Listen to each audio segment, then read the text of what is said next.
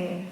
I am so excited to be here with all of you, Governor. Thank you so much for joining us here today. A lot of administrations are sort of united by this, I don't know what you would call it, this sort of love and affection for the newspaper that's covering them so closely day to day. So I really appreciate that you're here sitting with us today. I was at your inauguration, which was a lot of fun, and you introduced your agenda, and so much has happened in the time since then that you've made happen with your climate agenda that I'm really excited to dive into it today. And for all of you, thank you so much for being here. If I were to put my other hat on, it is so wonderful to have you here at MGM Music Hall, because this place was a dream for a long time. It was this odd triangle-shaped surface parking lot that we would put media trucks on.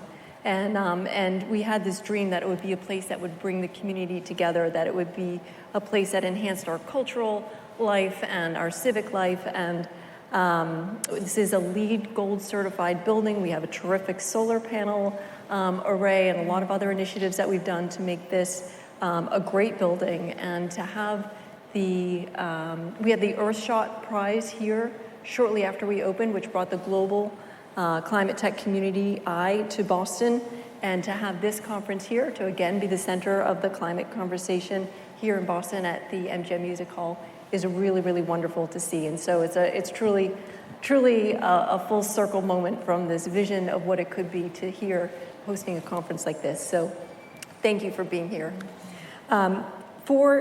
To set the scene, Governor, if you could tell us, what is ClimaTech?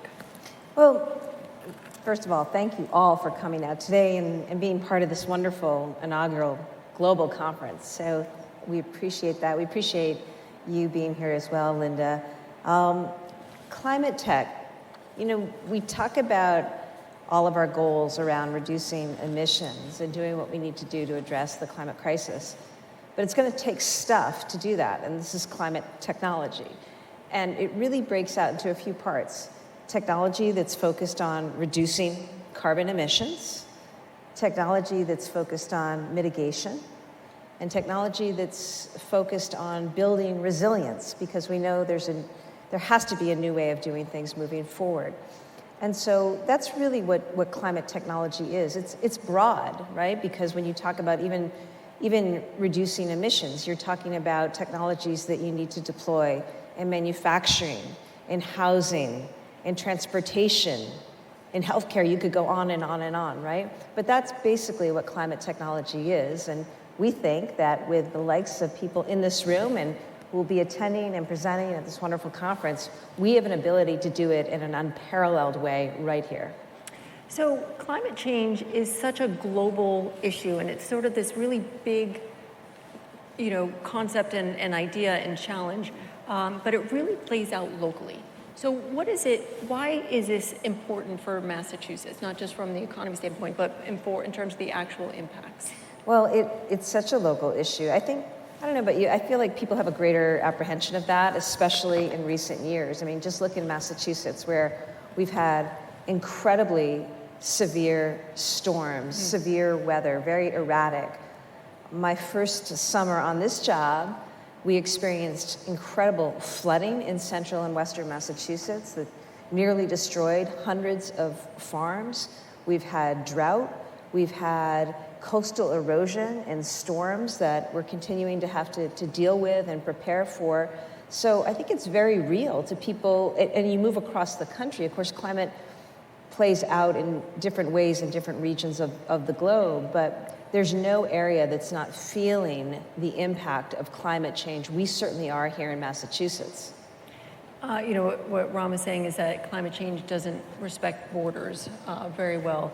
And when there were those massive fires in Canada, and people here around the US couldn't go outside because of the air quality, and the flooding that we're seeing in the seaport and other parts of the city, even on sunny days, like there's a lot of these sort of warnings.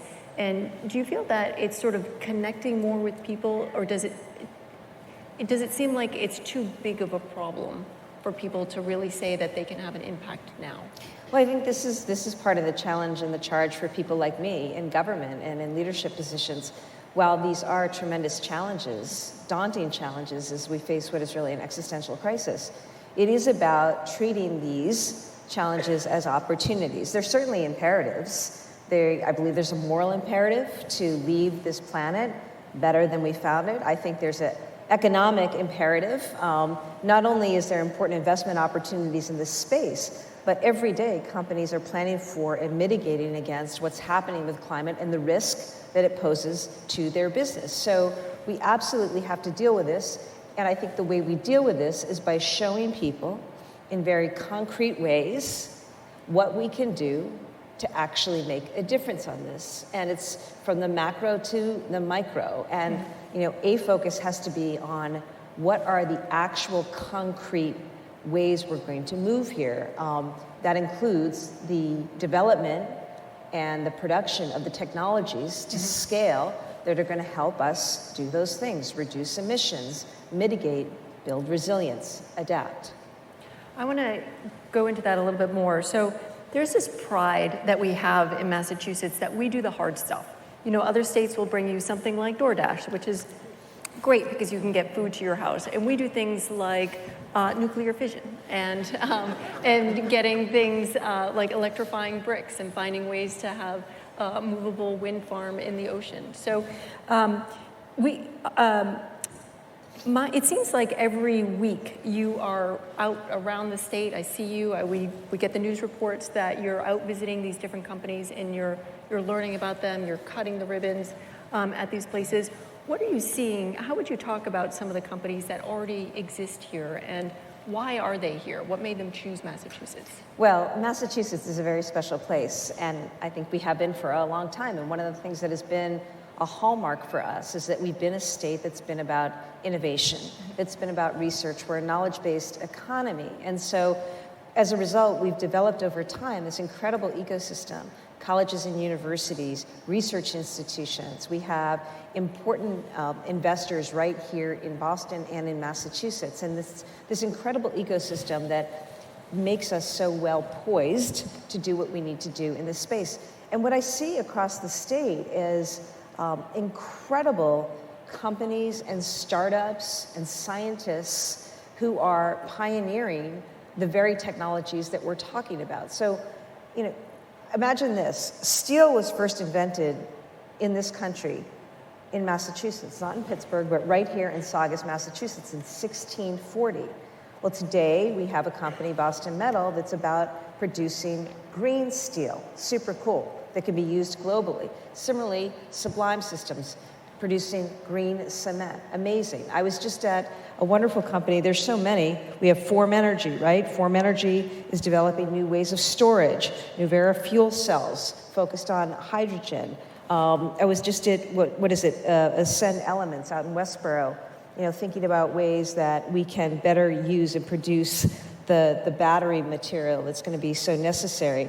And then there's a wonderful company just down the road in Watertown that has developed via separations that is all about developing filtration systems to get the chemicals out and through in a way that is going to be more friendly in terms of emissions. So there are like over 600 companies in Massachusetts already. We have incredible incubators through the Engine, through Greentown Labs, every day spawning like new innovation. It's super exciting, but they need love, they need support, state and federal and from the private sector. But right now, Massachusetts, we are #1 in venture capital per capita funding per capita, which is very exciting. Time Magazine, Time Magazine just came out with a list of the top green tech companies in the world. Over 25 of them are right here in Massachusetts.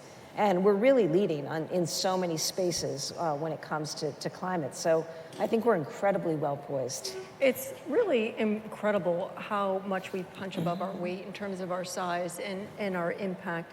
And for the ingredients that you have in order for these companies to survive, you talked about the intellectual capital and that we have with our incredible research institutions. We have the human capital and then the financial capital. And one of the ways that you're connecting the dot and helping to support the financial aspect is with your really impressive policy agenda that you put forth. And I want to start with the bond aspect because I think it's a sort of a creative step. You're using the Economic Development Bond Bill, which is before the legislature right now, to make a big investment in the ClimaTech economy. Why is the commitment of state funds? We have our venture capitalists, many of them are here today, but why are state funds have to be part of this? Well, I mean, it's about the money. It's wonderful to have the ideas. It's imperative to have the ideas, but then you actually need to operationalize. And it turns out to operationalize, you need some money. And so we feel, because our state is so committed to this issue, that it's important for us to put forward funding, but also important to incent others contributing funds as well. And how do we best leverage that? So, as a little bit of background here, the Biden administration has provided unparalleled funding in terms of what we need to do with climate, probably an estimated $1 trillion worth of funding through the Bipartisan Infrastructure Act, through the Inflation Reduction Act, through the CHIPS and Science Act. And we've been the beneficiary in Massachusetts of close to $6 billion of that coming back into Massachusetts in one way or another. But we know from that it's so important that we tie together and that we leverage state, federal, and private funding.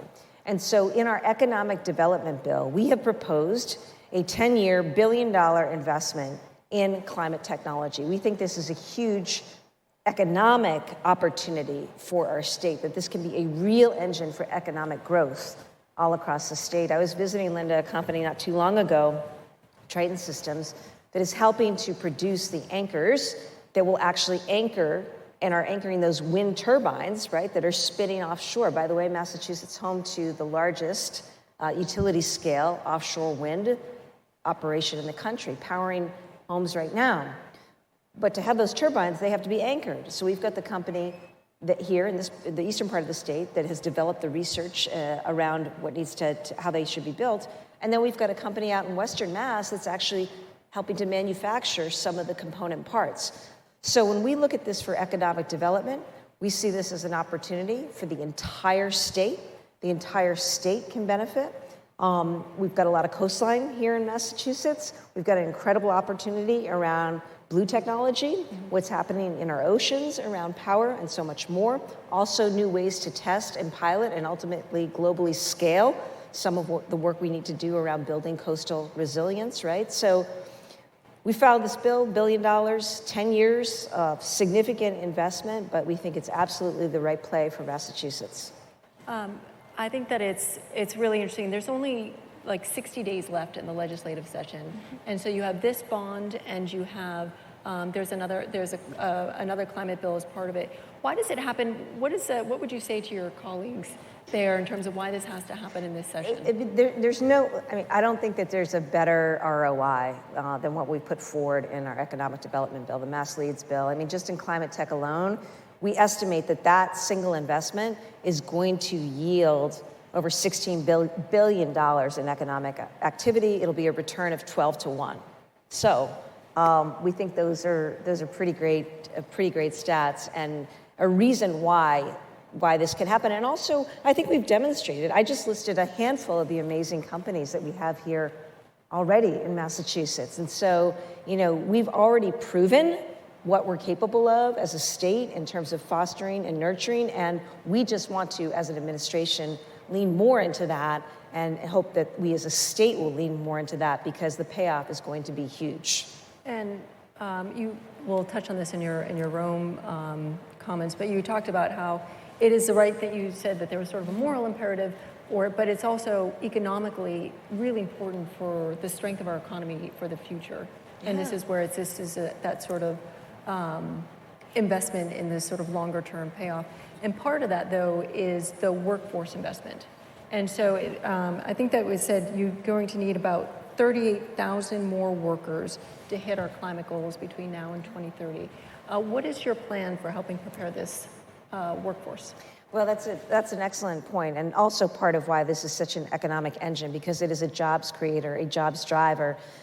34,000 jobs. It's a lot of jobs that we need in order to be able to meet our goals by 2050. Now, what are we talking about? We're talking about the HVAC installers and operators, the electricians alone. We know we're down thousands of electricians from where we need to be. All the folks who are going to work on transforming and modernizing the grid, who are going to be working on building and installing the technologies, whether they're hydrogen related or solar or wind or hydro, right? So, there's all this that needs to happen. Having toured a lot of labs, and so many are pioneering lab to fab models here in Massachusetts, which the proximity, the closeness of our state allows that to happen. We know we can create jobs all over the state. That's very exciting. But how do you create jobs? It starts with education. That's why we as a state have made unprecedented investments in K-12 education, including in high schools, creating something called a clean energy pathway. You're a young person in school here in Massachusetts, you're able to go and study regular classes, but also learn particular to the field of clean energy. And this could be in all sorts of research, but also in manufacturing skills and the like. So that's one thing we're serving up to the investing public, right, is this workforce coming out of high school, partnering with community colleges. We've also made community college free to anybody 25 and older. We have so many people now returning to community college for training in this space. And we're also finding other ways to work with our labor unions, our trades, and employers, okay, so that we identify, we bring the talent, and then we match them up with the training, ready to deploy them for the skills that are needed today. We've also developed another program, too, that's interesting. I talked a little bit about it in Rome. Yeah, the social finance, which I'm a big fan of Tracy Palangin, and it's an incredible Massachusetts innovation. It wasn't designed for ClimaTech, but it's going to be helping ClimaTech. Well, it's great, and thanks to Tracy and her amazing team at Social Finance, we work together, and our climate chief, our economic development secretary, and labor and workforce secretary work together on developing this program that is basically aimed at creating this climate workforce by providing no-cost loans to people to be able to study and work in these spaces. And it's we think, an easy, surefire way to build up this climate workforce, this army that we're going to need. So we're very excited about this climate workforce agenda that we're launching. So if you could explain a little bit more about how it works, because it is this really innovative sort of public-private partnership. And so this is philanthropy dollars that are put into a fund, and this fund is replenished by people paying back their loans so that more people are able to take advantage of these. That's right. It's the first I think it's the first social impact fund of its kind that's being used this way.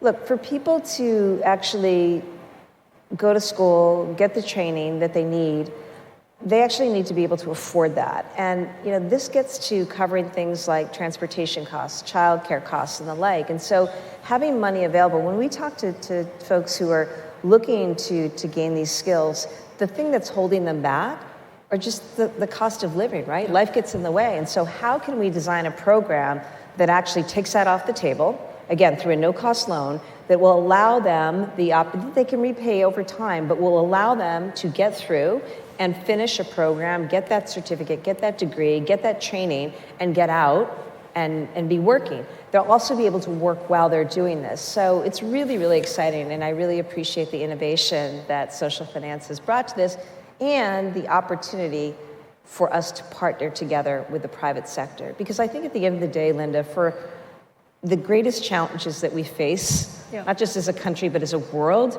the only solutions are through those kinds of partnerships, working together. We've got to have our research and our academic institutions and our scientists. We've got to have our companies. We've got to have our entrepreneurs and funders and founders, who are willing to go out there with courage and take a shot at something. And we've got to have government, including a whole of government, supporting those efforts. So this initiative reminds people who have been here a while of Deval Patrick's initiative on life sciences, which was a big, bold investment, and it was, again, using state funds to help seed an industry, and it wasn't sort of picked out of a hat. It was an industry that we already had strength in, and we've been seeing the benefits of that. So how would you compare the life sciences initiative that Massachusetts undertook before, how it sort of played out. What do you think about that playbook? Are there things that you would replicate from that, or things that you wouldn't do? It's a great example. I think this is an attempt to replicate that playbook because it's been so successful. Were it not for the commitment of Governor Patrick and the funding of the legislature, Massachusetts would not be the global hub of life sciences that it is today. That's what it took. And the impact of that in terms of not only did we produce a vaccine for COVID, but just in terms of employment and the economy. It's unbelievable. It is really the engine for so much of our state, and we are the global epicenter. Other places are chasing us, and we're hot on, wanting to lengthen our lead there. And part of our economic development bill does reauthorize funding for life sciences. But it's an example of what's possible when you commit state funds and when you marry that with policies that are going to support the kind of investment in a particular area. And that's what we saw grow with life sciences.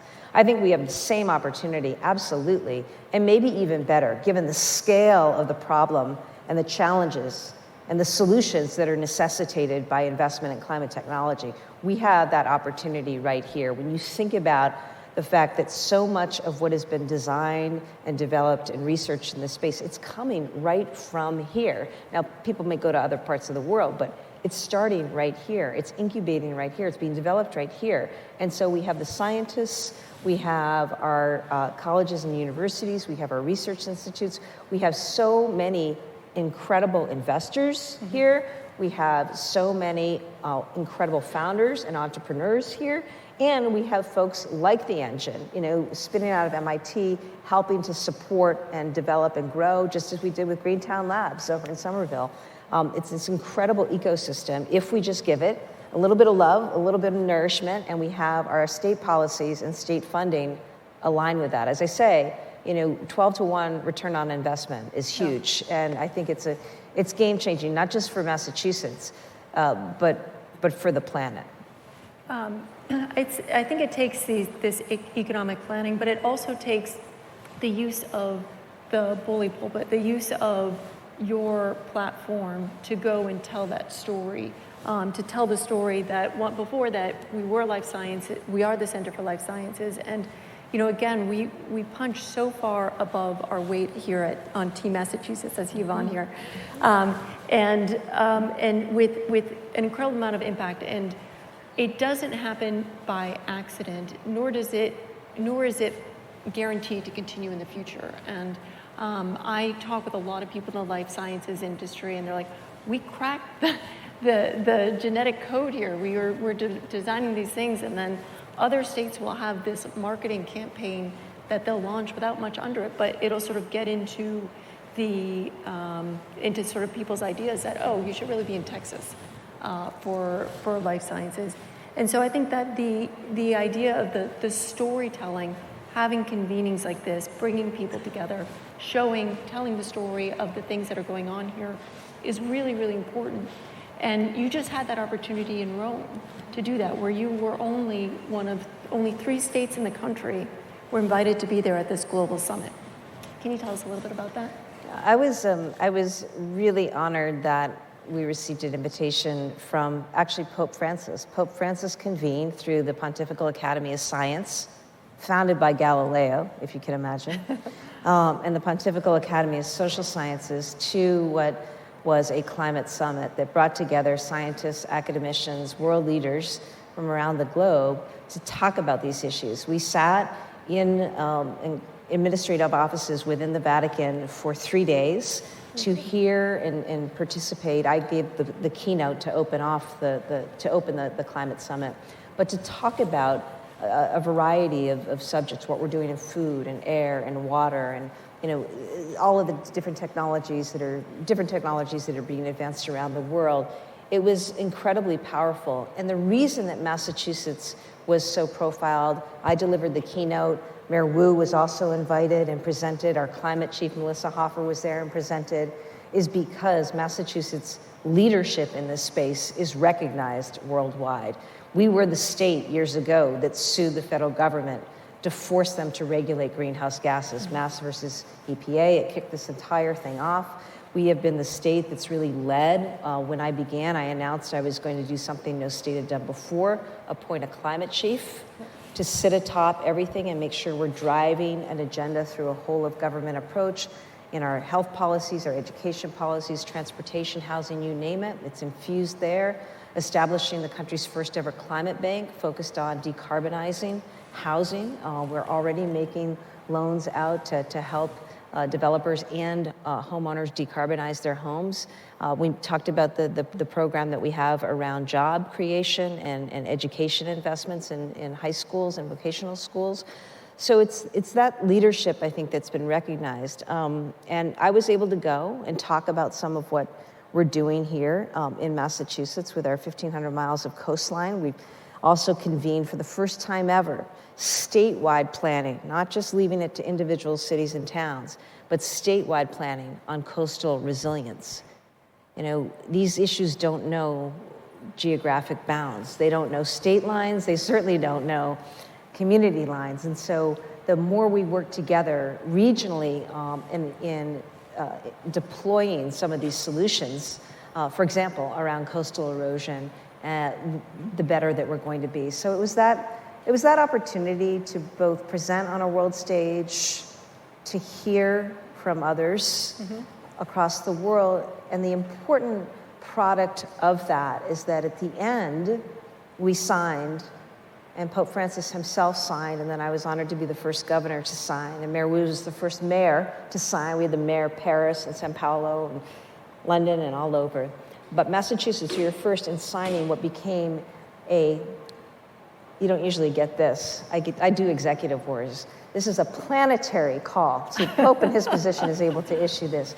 But it's a compact that we all signed. If you haven't read it, read it. It is secular, it is science-based, and it lays out exactly what we are all committing to doing as nationals, as subnationals, in partnership. I had an opportunity to spend a lot of time with a particular governor from a state in Kenya, and we're talking already about what are some of the partnerships that maybe we can have global north, global south in this space.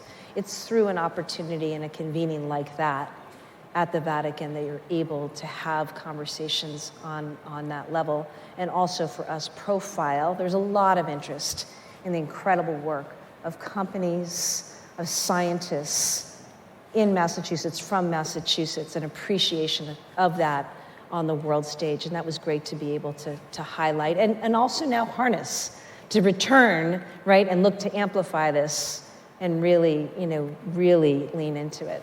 It's, again, the fact that it was California, New York, and Massachusetts were the only three states that were invited where the governors were invited to represent and sort of tell the story of what was going on, shows our leadership nationally and internationally, and it's really important. There's so much of your job internally. Your job is complicated and dynamic in so many levels in terms of the legislatively, sort of the crises that come up day to day, the visioning going forward. And this sort of storytelling, I think, is an underappreciated aspect. And I think a lot of people can be looking down so much, that looking up and that you're in this position of telling Massachusetts' story and encouraging businesses and explaining why this is a place to build your company is one of the more important messages. How are you able to get that out there? Well, I think it is, things are challenging and you do work a lot. That's why you lose your voice, apparently, this job. But I'll tell you, one of the things that people in this audience should know, I don't think that we have a more energized group of people than the young people in Massachusetts. Every day. It's why we set up a youth climate council, because I want them also, I need their age. We need to give them agency right now, and they want to go into this field. I can't tell you, we have a half a million graduates, Linda, right, who are graduating either undergrad or graduate school from Massachusetts colleges and universities just this spring. The numbers, disproportionate numbers, are looking to go into this field. They want that opportunity, and it's up to us to provide them with that opportunity, to harness their energy, to give them the opportunity and the agency in this space. It's why I'm hopeful. And I'm hopeful when I visit any number of these companies that are already doing. It's not that we don't know the solution. See, this was another takeaway from the Vatican. Yep. We know the solution. We know the solution. We know what we need to do. So much of it is about the will to do it, okay? That's why I also have been encouraging people to get out to their local planning board meetings and zoning meetings and town meetings so that we don't let people get in the way or misinformation get in the way of building substations that we're absolutely going to need in order to electrify, right? It's just to say that there's so much opportunity in this space. We look forward to continuing to push it. We have to talk about it. We have to educate because it is a matter of will. Because it is a matter of will and getting people to recognize, one, this is a problem. There's greater recognition there. But two, we actually have a way forward. We just need to operationalize and do it. And that's what a conference and a convening like this has an opportunity to do, selfishly for me as governor in the state. The attention on this, the focus on this, the opportunity on this is really helpful in moving people to the direction so that we have that will.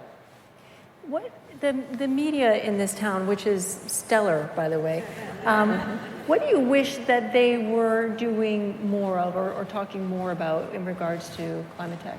Well, and I'd love to get your thoughts on this.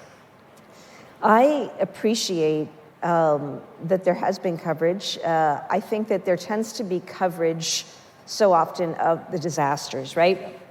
The fires, the droughts, the floods, the storms. I wish there were more coverage, more storytelling about the solutions, what's there, what's happening, what some of our companies are doing, what we're researching, what we're developing, what we're seeding. I think people need that for hope, for optimism, and for an understanding that, the solutions are there, and here they are. They need to see that, right? And so that's what I wish for, because there's so many good stories out there about actions at the very local level, and more broadly speaking, and getting those stories out, I think, is really, really important. Also getting the stories out about health, which I know you and others have done, but the health impacts, that's another thing. We talk about the farms, and we talk about the businesses, and but the health impacts of climate are severe. We see them here in the state, and so educating people about that. Oh, that's why I'm experiencing, this. It's important to connect that for people. Vanessa Carey, who is a great Massachusetts doctor, is a leader on the UN Council on the connection between health impacts of climate change, and so that's another interesting part of the conversation that we haven't seen that as much here. Like I said, we mentioned the wildfires earlier, and how that impacted our air quality. But it's something that we know is down the pike, and there are other communities that are being more affected now. The other thing, and I'd say, is this, and the last point, fighting disinformation. When I was Attorney General, we sued ExxonMobil, and we're subject to all sorts of PR efforts against us. I see a similar effort at spreading disinformation and just a toxicity into local community engagement around, for example, the placement of substations, where all this wonderful wind that we've got coming offshore, where it's going to come in through, right? And reading articles about the poisonous impacts of the important necessary infrastructure, well tested. It just, to me, it reminds me of what the fossil fuel industry did when it was trying to beat us back years ago. And I think all of us, this group is attuned to that. I think media also needs to be attuned to calling out fossil fuels and calling out misinformation campaigns, disinformation campaigns, in what is really a calculated effort to continue to make sure that they, have their profits. So that's just something I'd point up as something to be aware of, because the more we push in this space, the more we're eating into what has been status quo and their ownership, and they don't like it. That's for sure. So I want to say thank you, Governor, so much for not only for being here today and having this sort of open and free-ranging conversation about the ambitious plans, but also for your leadership and for bringing this together. I know you played a big role in making sure that this was here. I'm so excited for all of you. I can't wait to read more and see more and listen to more of the plans and the leadership that we have. What you're doing really matters. I feel very lucky working in a newspaper. I think you feel the same way in public service, where you're doing hard and challenging work that really matters. And the work that you're doing is hard and challenging, and it really matters to a lot of people. So thank you. Thank you so very much. Thank